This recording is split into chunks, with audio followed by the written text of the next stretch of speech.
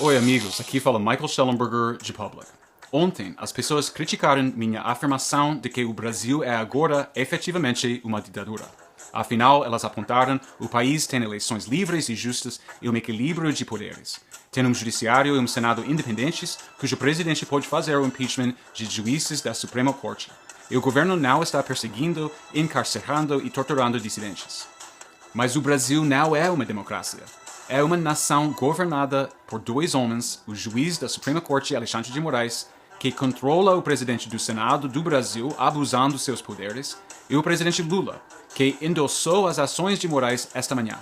De acordo com juristas brasileiros, as exigências de censura de Moraes ao X, sua intimidação ao X na quarta-feira e seu congelamento das contas bancárias da Starlink ontem são todos atos descaradamente ilegais e inconstitucionais. E o governo Lula intensificou a perseguição aos dissidentes políticos, incluindo a prisão sem julgamento de um assessor do ex-presidente Jair Bolsonaro, e as repressões à liberdade sempre começam pequenos. Os defensores de Lula observaram corretamente que as eleições locais ainda estão marcadas para 6 de outubro, que o X ainda está online no Brasil e que há 3 grandes redes sociais alternativas ao X. O Brasil tem sido uma democracia robusta no nível local desde os tempos coloniais. Mas proibir a operação do X no Brasil antes das eleições é uma interferência eleitoral tão severa que impediria uma eleição livre e justa. E houve censura significativa nas eleições presidenciais de 2022 que beneficiou Lula, incluindo a censura de um documentário factual sobre seu oponente Jair Bolsonaro, a censura da cobertura da mídia criticando Lula por seus laços com governos socialistas. O governo brasileiro financia diretamente a grande imprensa, que é esmagadoramente tendenciosa em relação ao Partido dos Trabalhadores do governo. O governo Lula aumentou o financiamento para a maior empresa de mídia, a Globo, de 60%, e sua cobertura é mais pro-governo.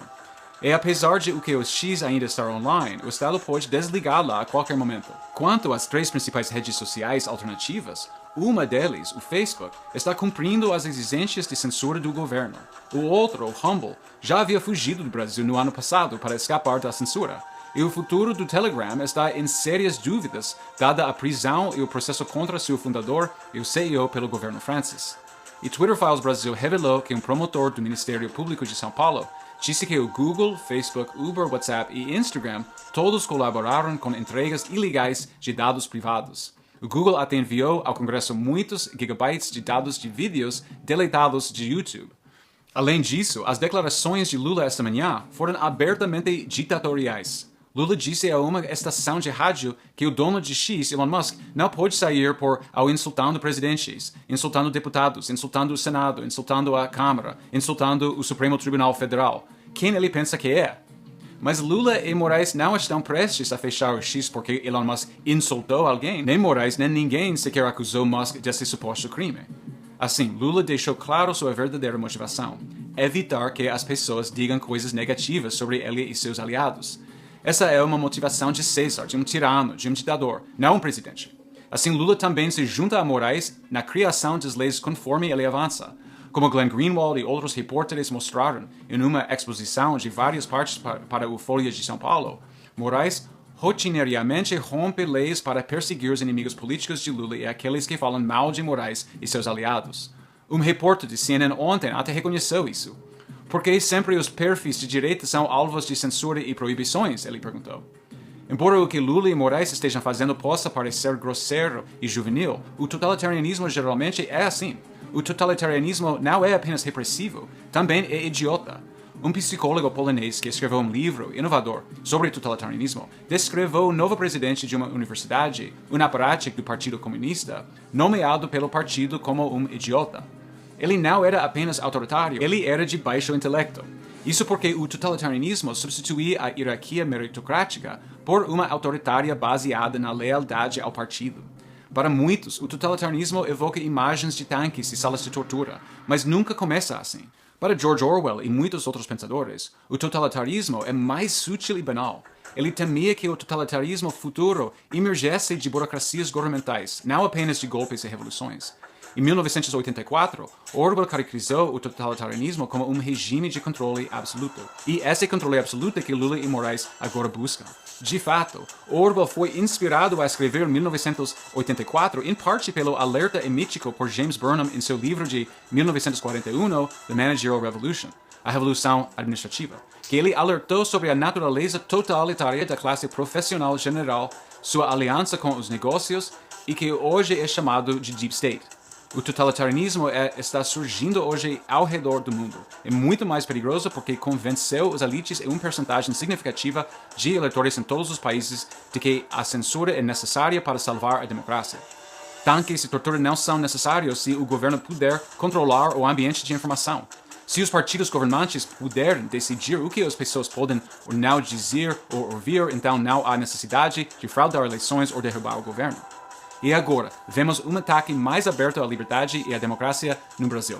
Lula e Moraes estão atacando uma imprensa livre e justa. Eles minaram o judiciário independente. Eles estão inventando leis e aplicando outras arbitrariamente. E eles próprios estão violando a Constituição e várias outras leis, como o artigo 19 ao Marco Civil. O que exatamente está acontecendo aqui? Por que isso está acontecendo? E o que pode ser feito? A primeira razão aparente para Lula e Moraes atacarem o X é porque a liberdade de expressão mina sua legitimidade. O público é livre para criticá-los no X de maneiras que a grande mídia geralmente não permite. O governo brasileiro financia diretamente a mídia tradicional. Todas as mídias no Brasil, até mesmo podcasters independentes, temem o governo. Eles temem ter os subsídios de impostos negados ou serem processados. A imprensa tradicional também tem um interesse financeiro direto na censura das redes sociais. As redes sociais competem por publicidade, leitores e legitimidade com a mídia de notícias tradicional. A imprensa tem exigido mais censura dos governos às plataformas de rede social por mais de uma década, e essas demandas se intensificaram após as eleições de Trump em 2016 e de Jair Bolsonaro no Brasil em 2018, que a mídia atribuiu a desinformação e influência estrangeira para deslegitimar esses candidatos. O projeto de lei das fake news foi uma tentativa do Partido dos Trabalhadores e da imprensa de censurar as redes sociais e extorquir dinheiro para as empresas de rede social para mídias tradicionais e outras controladas pelo Estado. Os governos do Canadá e da Austrália tentaram fazer a mesma coisa.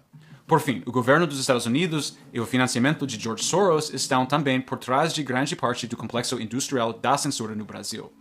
A Open Society Foundation de Soros doou impressionantes 31 milhões de dólares para ONGs pro-censurar em 2023. Um representante do FBI aconselhou o governo brasileiro a censurar desinformação para evitar interferência estrangeira. A Fundação de Soros tem financiado por anos verificadores de fatos, jornalistas e organizações não governamentais, muitas das quais também são apoiados pelo governo dos Estados Unidos para atiçar a histeria nacional sobre desinformação, exigir mais censura e justificar os abusos de poder de Moraes. E a Embaixada dos Estados Unidos se recusou a criticar o governo brasileiro esta manhã. Por que o Brasil se tornou uma ditadura? Porque era o que era necessário para o Partido dos Trabalhadores de Lula, a imprensa tradicional e o governo dos Estados Unidos manterem o controle. O que acontece daqui para frente?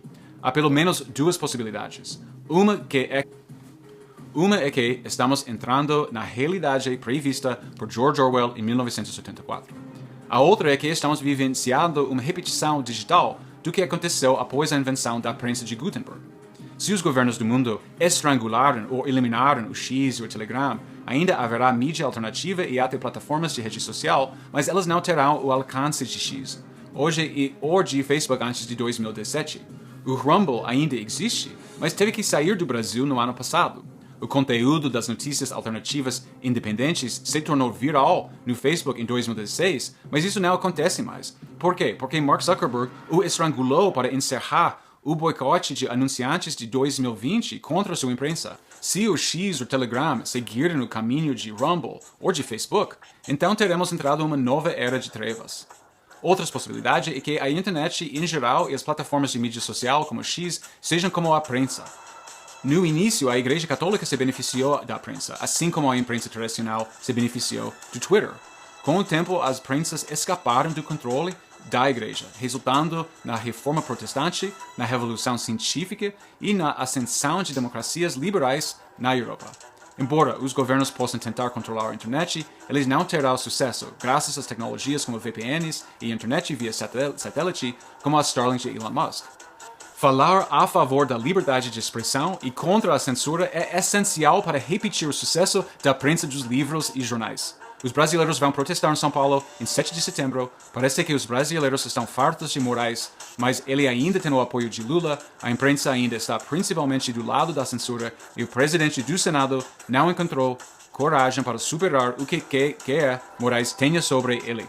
No mínimo, os eventos dos últimos 3 dias deixaram claro que Lula e Moraes são ditadores e o Brasil não é mais uma democracia. O mundo precisa mudar a forma como o vemos. Não pode haver eleições livres e justas sem liberdade de expressão. O judiciário não é independente, mas está trabalhando de mãos dadas como o presidente.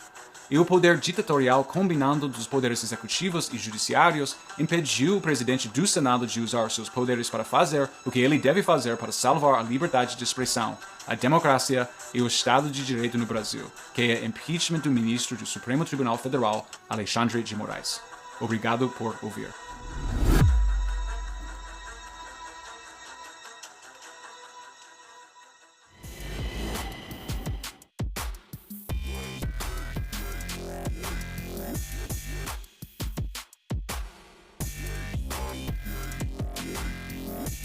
Nossa voz.